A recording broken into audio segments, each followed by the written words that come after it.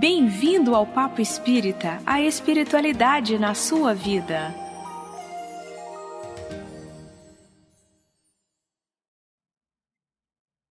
Olá, amigos, sejam muito bem-vindos a mais um programa Papo Espírita. Eu sou a Ana Cristina Sampaio e hoje estamos reunidos no estúdio da Comunhão Espírita de Brasília para falar sobre caridade. Você pratica? Nossa convidada de hoje é Gilda Gregório, que é palestrante da Comunhão Espírita de Brasília, dirigente do Estudo da Mediunidade e trabalha na coordenação dos grupos de desobsessão. Tudo bem, Gilda? Tudo bem, Cristina. Muito obrigada por aceitar nosso convite e temos conosco também a nossa colega Thelma Alves. Tudo bem, Thelma? Tudo bem, meninas.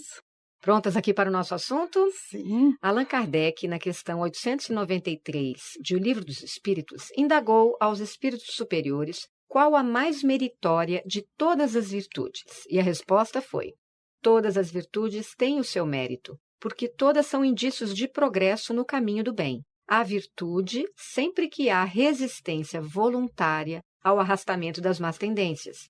A sublimidade da virtude, porém, está no sacrifício do interesse pessoal para o bem do próximo, sem pensamento oculto. A mais meritória é aquela que se baseia na caridade mais desinteressada. Então, vamos conversar sobre esse tema. Queria saber de você, Gilda. A doutrina espírita, ela tem como lema: sem caridade não há salvação. Explica pra gente, então, o que é a caridade e se filantropia e caridade são a mesma coisa?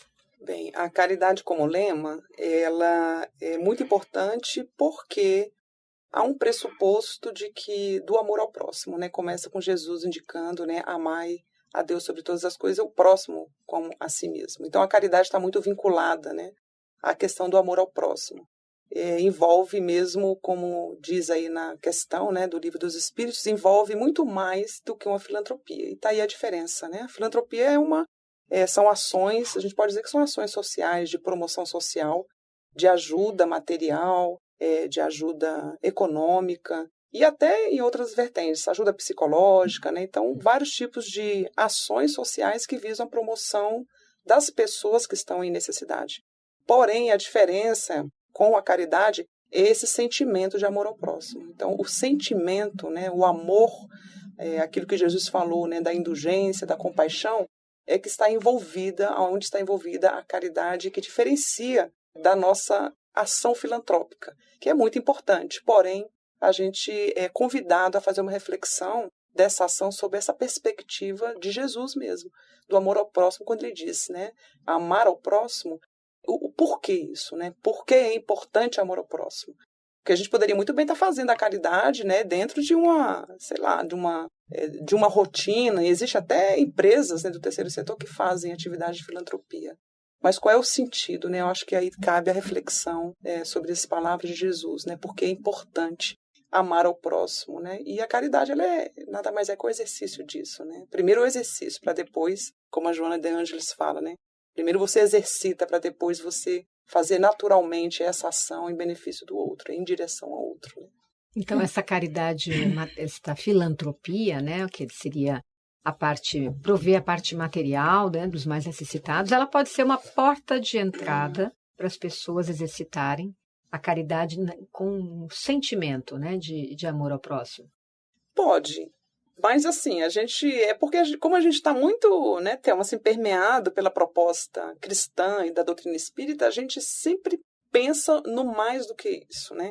Porque é uma questão que pode ser até limiar, assim, da situação.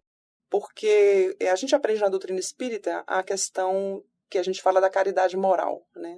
Então, aquela coisa desinteressada que você faz em direção ao outro, você não espera um retorno, você não espera uma promoção, uma autopromoção, você não espera um reconhecimento. Então, é algo, né, é muito mais do que falar mesmo de uma ação filantrópica, né? A gente não consegue ver desvinculado, a gente fala em doutrina espírita, em espíritos, em Jesus, na proposta que envolve mesmo o amor ao próximo, a gente não consegue desvincular dessa questão do amor que você tem que embutir ali nessa ação. Porque existe mesmo caridade descasada desse sentimento. Uhum. Então, o que a gente está sempre sendo convidado basta somente você ir lá e suprir materialmente, né, uma família ou alguém, o que isso está trazendo de benefício pessoal, porque aí não seria você buscar um ganho pessoal no sentido de se autopromover, mas um ganho pessoal no sentido de um aperfeiçoamento, né, do seu ser. O que isso está contribuindo para a melhoria, para minha melhoria enquanto ser humano, né? Somente ir lá e destinar um bem material, mas o que está mobilizando dentro de mim esse ato. Então, a caridade, nesse convite da proposta cristã, ele visa, sobretudo, mobilizar algo internamente. Né? Visa você ser tocado mesmo dentro daquilo que a gente chama de trazer a nossa sensibilidade individual e coletiva que faz com que você se torne melhor. Então, a caridade, dentro da proposta espírita, não há salvação, é porque tem um pressuposto de que você não consegue fazer um processo de crescimento interior sem você contar com a participação desse próximo. E esse próximo, quando ele está nessa condição de necessitado, né, você tem uma oportunidade de fazer uma reflexão do espelho, né? Você olhar para essa pessoa e pensar, né? Agradecer aquilo que você tem até, o tanto que eu tenho, né, de conquistas e esse meu irmão ainda não está nessa condição, né? No mínimo, a gente desenvolver o sentimento de gratidão. Dentre outros sentimentos, né? Aí a gente começa o exercício mesmo da compaixão, reconhecer o outro como um irmão que está dentro de uma caminhada como você, como todos nós, dentro de um planeta de provas e expiações. Todo mundo vivenciando grandes lutas, porém, alguém está um pouquinho mais na retaguarda que você. Então, assim, todo esse processo envolve mesmo uma questão pessoal enquanto crescimento interior. Então, fora da caridade não há salvação, é porque está se dizendo, né? Está se colocando aquilo que Jesus mesmo já estava indicando, né? Você precisa do próximo em um processo de autodesenvolvimento. Você não tem condição de a gente crescer espiritualmente se a gente não estiver envolvido com todos os dramas que, vamos dizer, que diz respeito ao nosso planeta, à nossa cidade, à nossa sociedade, nosso ambiente doméstico, os nossos colegas de trabalho. Então, assim, é preciso que a gente se envolva para que a gente faça esse movimento interior e que a gente está chamando de caridade, né? Que parece que é uma coisa muito para fora, né? Mas, na verdade, é um movimento de ida e volta. E transformador, né? Também, né, Thelma? Exatamente. Eu estou lembrando muito de Chico Xavier, que é exemplo, né, do médio da doutrina espírita, que é exemplo de caridade, que é o amor que transforma, é o amor que é nós termos empatia com o próximo. Né? E a caridade, essa questão da caridade moral, é você ser exemplo, trabalhar, eu sou da doutrina, tenho que trabalhar assim, me mudar por mim mesmo. E aí, consequentemente, você vai se modificando o próximo, ajudando a si, ajudando o próximo. Então, é todo um trabalho de autoajuda, se olhar, né? Porque está ali, Deus coloca, o segundo mandamento é o quê? Amar ao próximo como a si mesmo. Então, eu vou fazer para o próximo, né? Pensando em mim, como é que eu faria para mim? Então, assim, você tem que começar a trabalhar essa empatia, estar num lugar, seja financeiramente, ajudando, materialmente, no caso, seja ouvindo, acompanhando. Então, assim, é uma série de situações de caridade que você pode fazer com o próximo. Né? Verdade. Caridade também é uma coisa que eu estou lembrando aqui, com você mesmo, em algumas dificuldades, situações que você vem passar. Então, tudo, na verdade, é caridade. Exercendo esse processo, né? Que às vezes você está passando por um processo difícil, e aí você tem que parar e falar, não, o que eu preciso fazer? Como é que eu vou agir? Eu vou ter que começar, né? Aí você fazendo isso, você aprende a fazer com você, aí, consequentemente, você vai se conhecer, aí você vai aplicar com as outras pessoas. Porque a doutrina espírita é olhar para si, é se ver, né? É a sua transformação. É a sua transformação. A caridade, aqui, por exemplo, na comunhão espírita, em qualquer casa espírita, a doutrina, ela orienta que os seus frequentadores, né, os seus participantes, sempre trabalhem em alguma atividade social, né? Fora da casa espírita. E até tem pessoas que preferem ficar trabalhando mais internamente. Porém, eu acho, como você falou, Gilda, quando a gente tem contato com o necessitado, não que nós às vezes não sejamos também necessitados, muitas vezes nós somos, né? Nós somos aqueles que são necessitados. Quando a gente está acostumado a entregar um auxílio, mas muitas vezes nós aqui, quando a gente chega num atendimento fraterno, por exemplo, a gente precisa do auxílio, né? Então nós somos os necessitados. Mas na hora que a gente chega numa comunidade mais carente, ou num ambiente de maior dificuldade, seja psicológico, material, de alguma forma, primeiro esse movimento que você falou, né? Do agradecer tudo que nós temos. Então você já começa a sua transformação acho que por ali, né? Estou, pelo menos, em condições físicas de estar ali. Exato, né? Estou com alguma condição de dar alguma coisa, o meu tempo, né? Ou o meu emocional, ou o meu material, né? Não importa. Mas depois é interessante também como às vezes a gente vence barreiras de preconceitos. É verdade. A gente começa a observar outras realidades. Então aquilo é de uma forma muito profunda, muito transformadora, de uma forma muito profunda. E você começa a se modificar nesse trabalho, né? Eu até estava lembrando, eu e a Gilda frequentamos um abrigo, 2 ou 3, né? Lá em Lusiânia. São abrigo de idosos, né? São Vicente de Paulo, também. Que eles, além de idosos deficientes mentais, né? Que a comunhão também vai muita ajuda para lá, material e de pessoas da casa. Um abrigo de crianças, né? Que tinha um abrigo lá com várias crianças necessitadas. Nós acompanhamos acho que uns 30 anos lá. Verdade. Nossa. Então, sabe, indo... Chegava gente, desencarnava gente, e vocês estavam lá. Indo lá. Até hoje o grupo está vinculado, né? O grupo mediúnico, Abel Mendonça. Abel Mendonça, Vicente de Paula, porque os velhinhos, além de estar lá, e são deficientes mentais. Então, assim, a gente faz o churrasco para eles. Tem uma amiga, acho que é o 3º domingo, não desse mês, que a gente vai para o outro, que o Papai Noel tá dodói. tá com problema de saúde, então não vai poder ir, a gente está agendando outro dia. Mas ele se veste de Papai Noel, aí a gente compra o presente, assim, o presente havaiano, um perfume, uma camiseta. Tem um lá que ele não é idoso, mas ele tem mais de 100 quilos, né? E a gente leva roupa para ele. Então, assim, faz uma linda festa. Uma linda festa. E a gente nem percebe o quanto, às vezes, a nossa presença faz uma diferença, né, para as pessoas.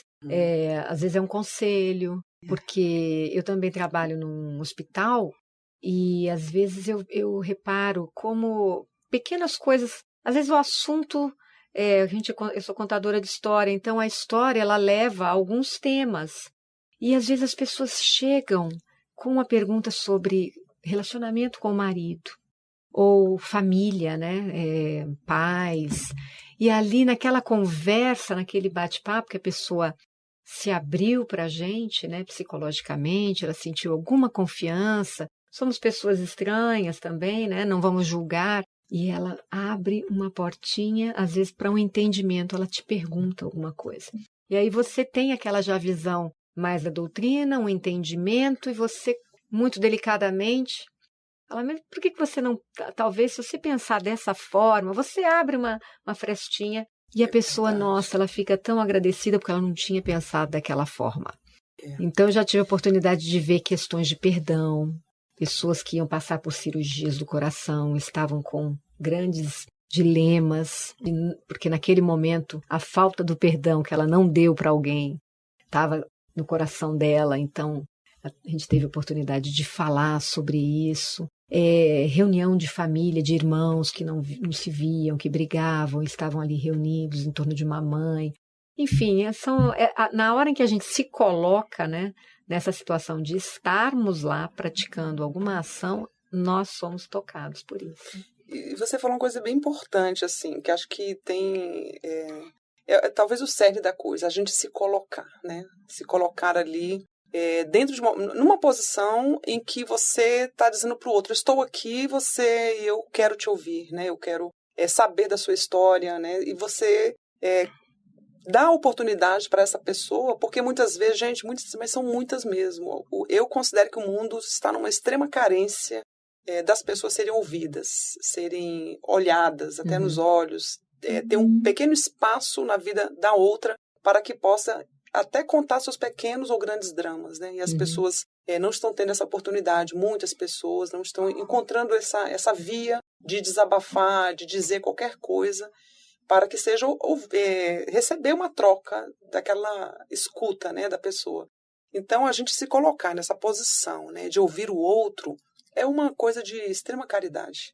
E de importante caridade, né, na verdade. Porque muitas pessoas desistem de viver porque não são escutadas, porque não têm oportunidade de dizer o que está se passando com elas. E elas muitas vezes acham que ninguém se importa com elas no mundo. Então, essa posição, né, que se a gente achar que não tem nada para ajudar o próximo, eu não tenho dinheiro, não tenho um recurso material para doar para alguém, eu não tenho condições, eu sou uma pessoa necessitada, mas todos nós somos muito ricos de escuta, né? Podemos ouvir, se colocar ali no mínimo para ouvir.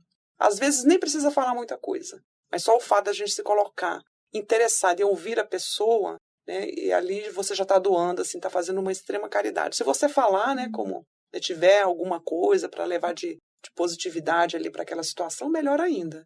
Mas essa postura, né, de se colocar perante o outro à disposição, né, ela tem a ver com todos os tipos de caridade. E ali você faz a doação que está ao teu alcance. É interessante. Eu estava querendo colocar, acho que dá tempo, uma experiência que eu vivi no hospital aqui.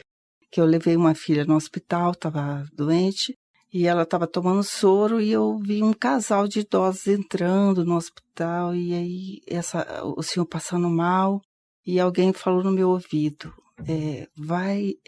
presta atenção, porque esse senhor vai morrer. Aí passou um pouquinho, realmente teve uma parada cardíaca e morreu.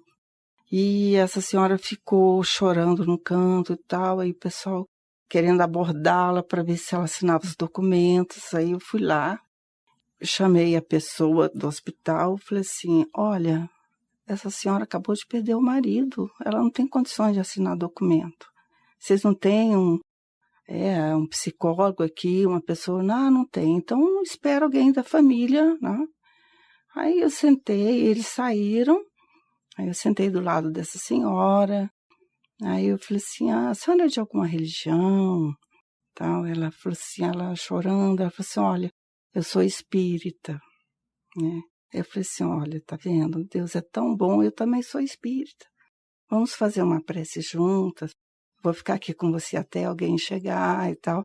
Aí fiquei com ela lá algum tempo, até chegar o parente. Então, assim, todos os lugares, em todos os momentos, nós temos que estar predisposto a fazer a nossa parte. A ajudar. A ajudar. Né? Qualquer lugar. Então, isso é a caridade, assim, é a gente se predispor. Como a Gilda falou, é ouvir. E, Gilda, eu quero ver com você também o seguinte. No Livro dos Espíritos, a questão 886... eles falam benevolência para com todos, indulgência para as imperfeições alheias, perdão das ofensas. Isso é caridade? Nossa. Indulgência com as imperfeições alheias, né? E aí a gente estava falando de caridade moral, né? Tem muito a ver. E nesse sentido, não tem como não lembrar de Emmanuel, né? Porque Emmanuel, ele é bem, vamos dizer assim, ele é incisivo, mas traz a palavra certa para, acho que, o nosso momento evolutivo, né? Eu acho que a gente já procrastinou demais, né? Essa nossa, agora no sentido de urgência mesmo, de fazer um processo de autotransformação e olhar para o outro. E nós passamos muito tempo, né? E a gente falando já dos pressupostos da doutrina espírita, viemos de várias encarnações, né? Estamos caminhando para outras, em direção a essa chamada a verdadeira felicidade, ou o reino de Deus, ou aquilo que Jesus falou, né? Há muitas moradas na casa de meu Pai. Mas o fato é que nós passamos muito tempo nessa questão de julgar o outro, né? E você falou de preconceito, né? E essa indulgência, ela passa por essa questão do não julgar as pessoas em hipótese alguma, né? E a gente faz muito mais, né? A gente julga, condena, né? Aplica pena, né? É uma coisa... Mas é porque a gente acaba esquecendo, né? Eu acabei de falar da questão das vias sucessivas, é para dizer que se a gente se lembrar que todos nós estamos numa longa caminhada, né? Você olha para uma pessoa que hoje é considerada, por exemplo, criminosa, né?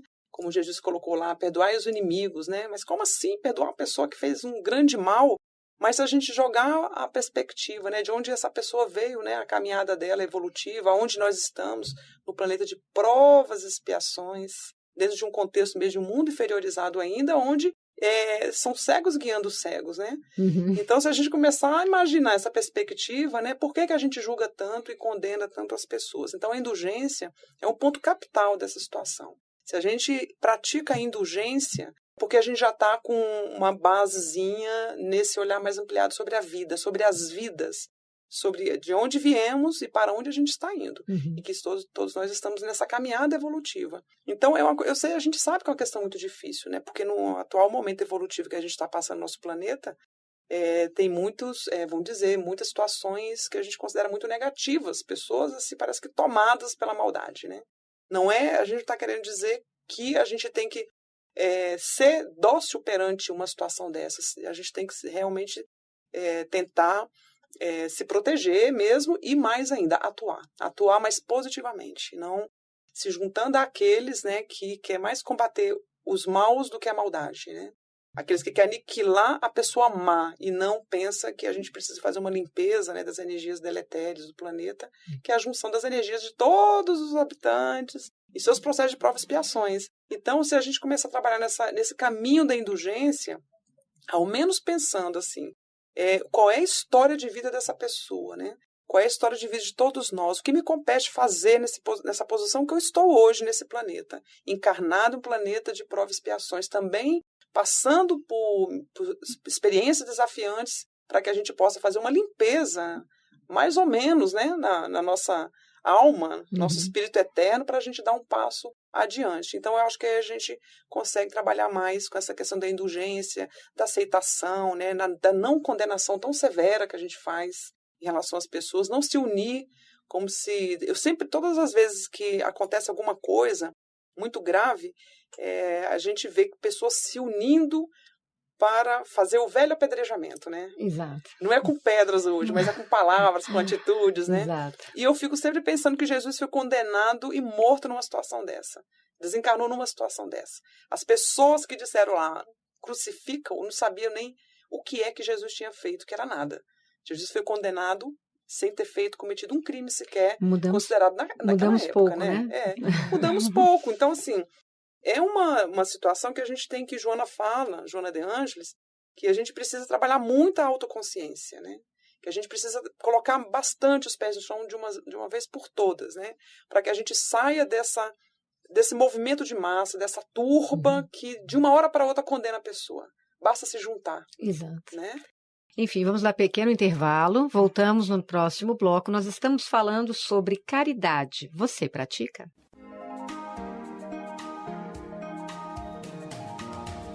Nós estamos nas redes sociais. No Facebook você pode acessar facebook.com/Comunhão Espírita. No Twitter, twitter.com/Comunhão Oficial. Estamos também no YouTube. Acesse youtube.com/Comunhão Espírita de Brasília. E siga o nosso Instagram, @Comunhão Espírita. Acompanhe, divulgue e participe de nossas atividades. Voltamos com o Papo Espírita. Hoje entrevistamos Gilda Gregório, que é palestrante, dirigente de estudo da mediunidade e coordenadora, aliás, dos grupos de desobsessão da Comunhão Espírita de Brasília. O nosso tema é caridade. Você pratica? Bom, Gilda, existem alguns tipos de caridade moral, nós estávamos falando sobre isso no bloco anterior, que nós podemos praticar, como a caridade verbal, com palavras consoladoras, esclarecedoras ou edificantes. Caridade mental, quando a gente emite ondas de prece, perdão, amor. Uma caridade gestual, que é um aperto de mão, um abraço, um carinho. E uma caridade mediúnica, que no amparo tanto aos encarnados como aos desencarnados. Como é que nós podemos exercitar esse tipo de caridade? A gente pode praticar cotidianamente. A gente não precisaria nem... muitas da sua listinha aí a gente imagina que você deveria ingressar numa instituição ou algum agrupamento para poder exercitar, mas a verdade é que a gente pode fazer isso a qualquer momento, a todo momento. Nós temos algo assim, uma capacidade nata, né, que provém da nossa criação mesmo, por Deus, né? Nós somos criados Para a perfeição, temos uma centelha divina que a gente fala, né, que é uma parcela de Deus em nós, e todos nós somos capazes de distribuir essa parcela ou desenvolver esse potencial.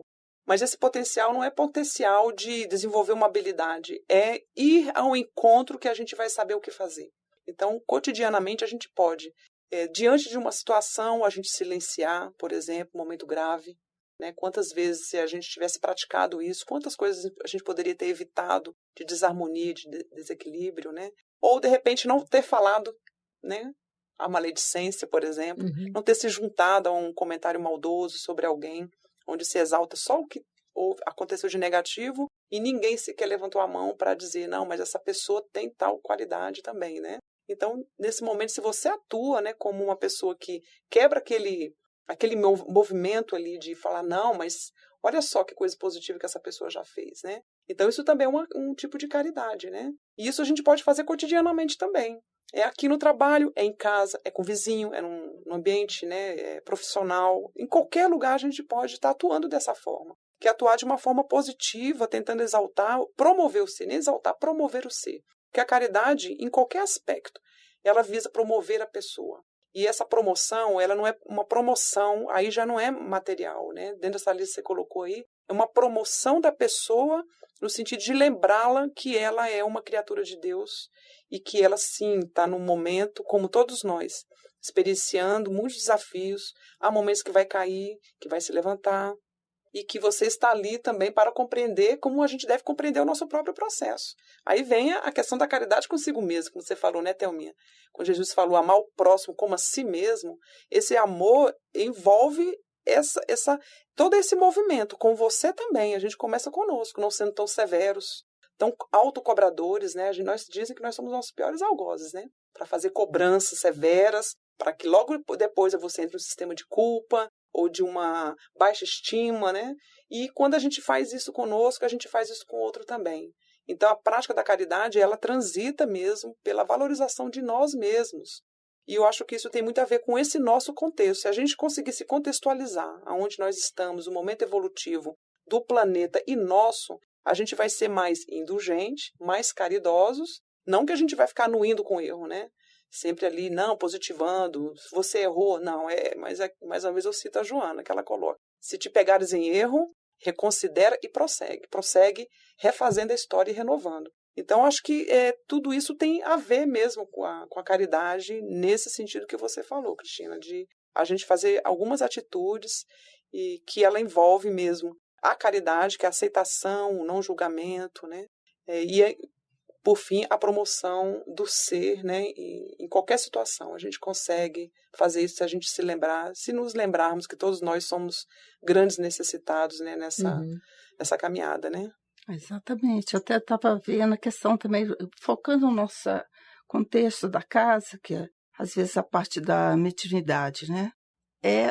Você vir atender esses irmãos do plano espiritual em várias situações e necessidades, é um trabalho que a gente começa com caridade, você emprestando seu instrumento, sua voz, questão do médio psicofônico, no caso, mas isso é para mostrar como você se melhorar, né? Vem aquele irmão, ou aquele obsessor, aquela situação toda, então isso é para mostrar como você tem que se melhorar. Como é o sofrimento do desencarnado, para que você possa refletir, né? E de repente ressignificar, modificar dentro de si, né? Os sentimentos. Exatamente. Você, como médium, você percebe o sofrimento. Exatamente. Né? E vendo aquele que todo mundo chama de obsessor, é seu instrumento de evolução.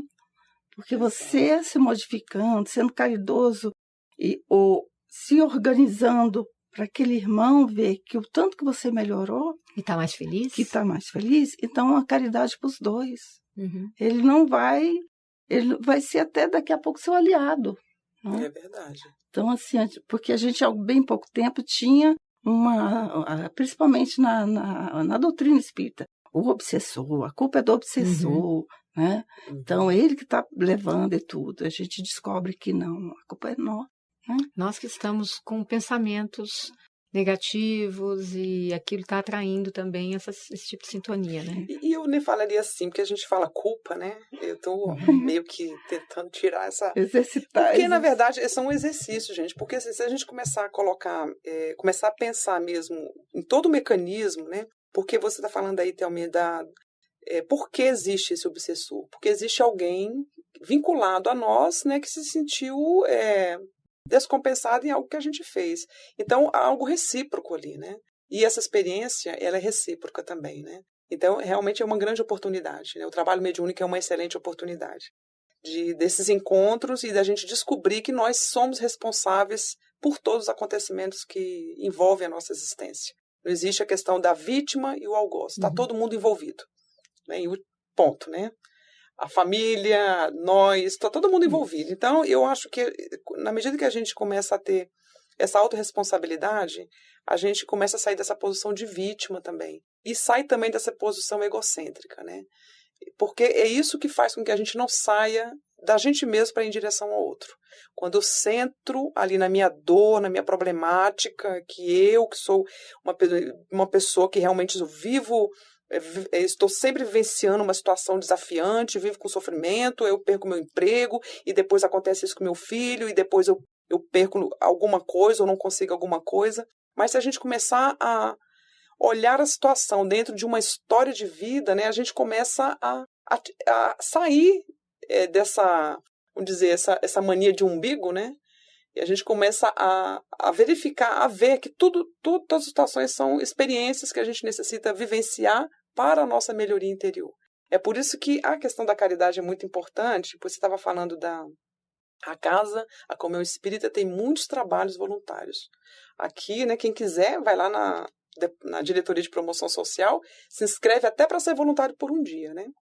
E isso tem muito a ver, Cristina, assim, a gente quando, já na área lá dos tratamentos desobsessivos, dos grupos, quando as pessoas vão lá conversar com a gente, que a gente tem um trabalho lá de atendimento aos casos severos. E aí a gente começa a fazer ajudar a pessoa a estruturar a mente dela para além da obsessão, do processo obsessivo. Não estou obsediada, tenho um obsessor, é porque eu estou desarmonizado, porque eu estou um processo espiritual severo. Mas a gente começa a mostrar as outras possibilidades e outras perspectivas. E uma delas é a pessoa aderir a um trabalho desse tipo. Porque é um movimento que a pessoa sai daquela situação. Eu estou sofrendo, eu estou numa situação grave, eu, para começar a se abrir para o outro. E o outro é para fora mesmo, para o externo. Porque ali a pessoa começa a descobrir, primeiro que ela não é o centro do mundo, né? Então, o problema dela não é o maior do mundo.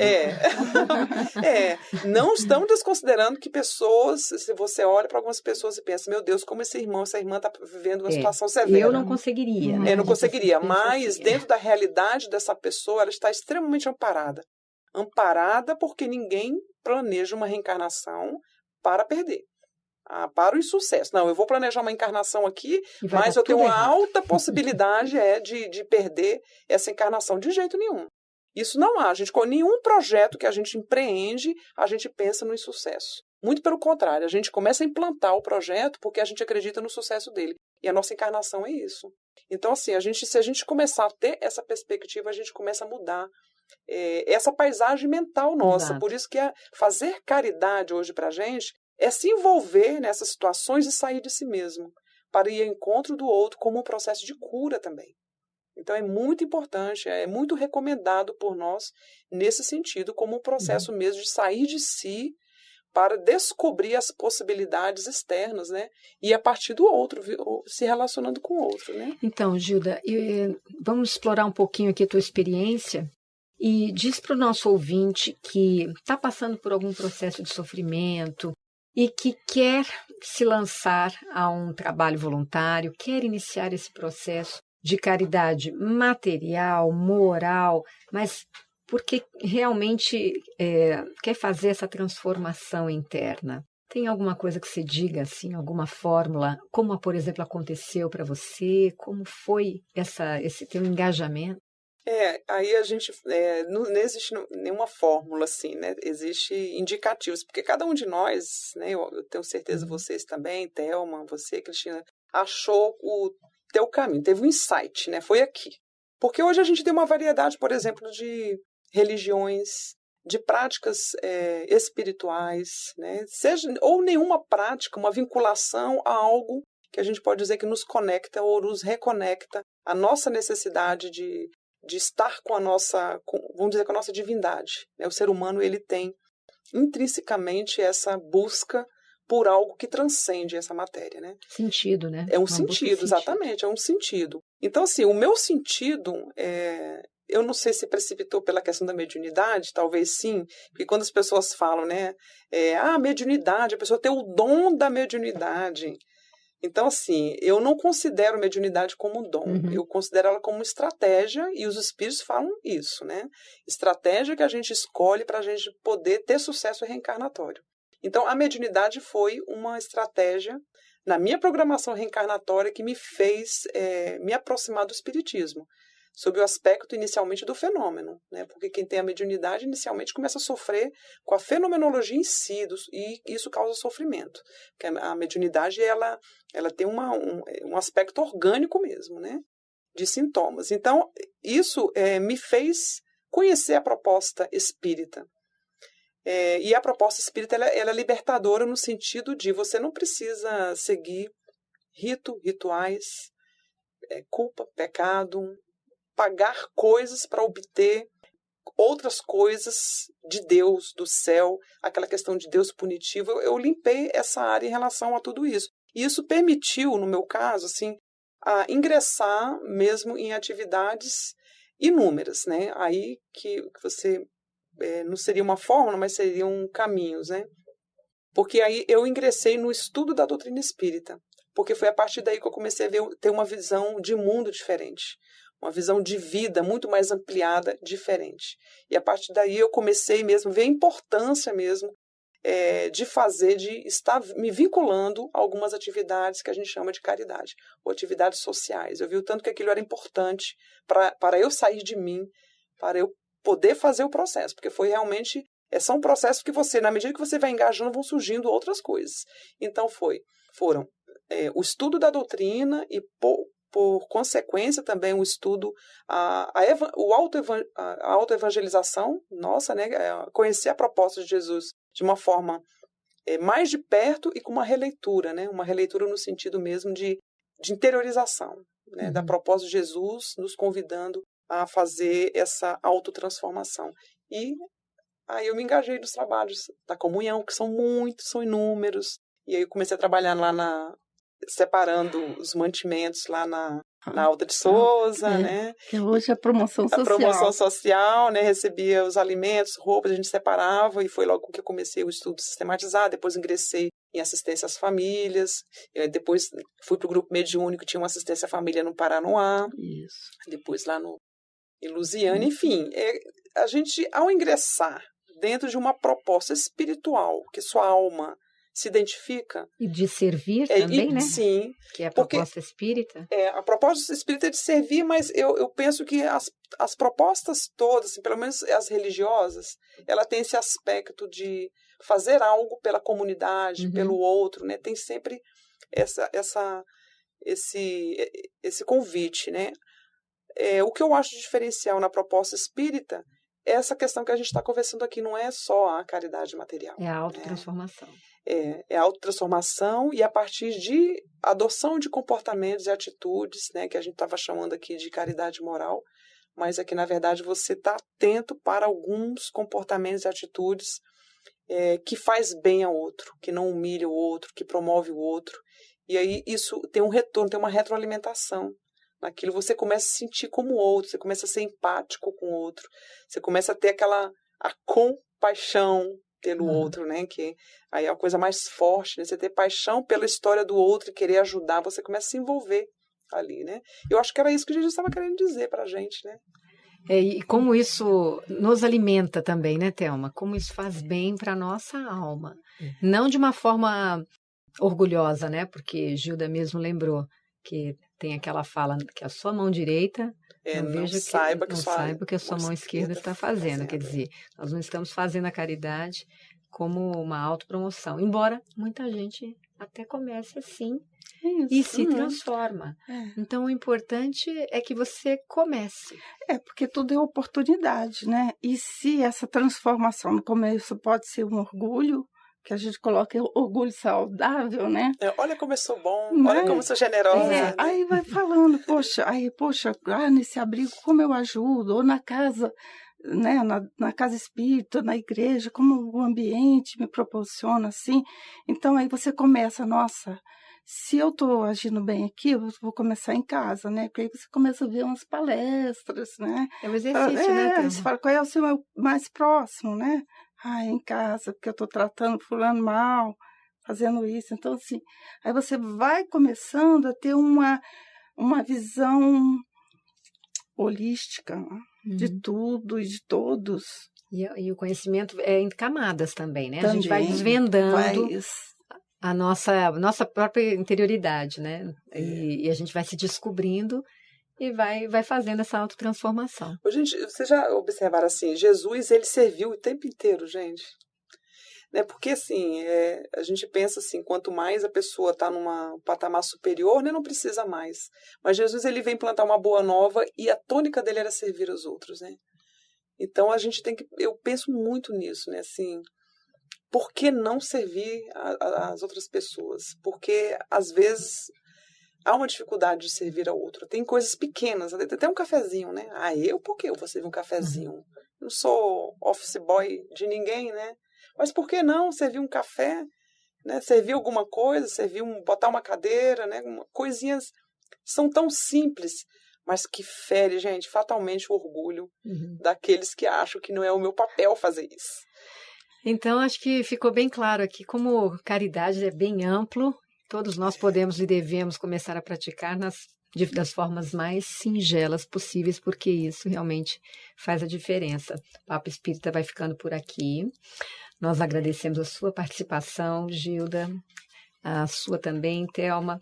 Papo Espírita vai ao ar todas as terças pela Rádio Comunhão na internet e às quintas pelo canal da Comunhão no YouTube. Mande uma mensagem para a gente, escreva um e-mail para radio@comunhãoespírita.com. Você pode sugerir temas, fazer perguntas. Nós estamos aqui para conversar sobre temas da espiritualidade. Gilda, gostaríamos de convidar você para proferir a nossa prece de encerramento. Okay. Obrigada a todos e até a próxima. Até a próxima. Então vamos agora pedir a presença de Jesus, esse mestre amado que tanto serviu quando aqui esteve por tão breve período, mas no entanto deixou tantas mensagens nesse sentido, né, de doação ao próximo, se doar em toda a sua potencialidade. Então que Jesus possa nos envolver, nos inspirar, em especial nesses momentos em que a gente lembra mais, né, do nascimento de Jesus, Natal.